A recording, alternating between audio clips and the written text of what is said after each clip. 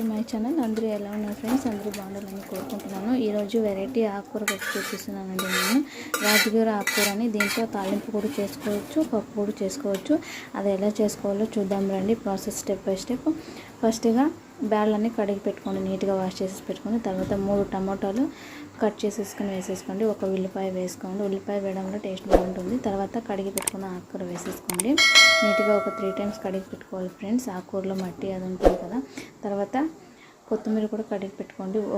ఒక వెల్లుల్లిపాయ, కొంచెం చింతపండు, టేస్ట్ కూడా బాగుంటుంది, చింతపండు వేసే తీరాలి. తర్వాత సాల్ట్, పసుపు వేసేసుకోండి. 3 టేబుల్ స్పూన్స్ కారం వేసేసుకోండి. మేము స్పైస్ ఎక్కువ తింటాము కాబట్టి ఎక్కువ వేసుకుంటాము, అది యాజ్ వాళ్ళకి మీ ఇష్టము.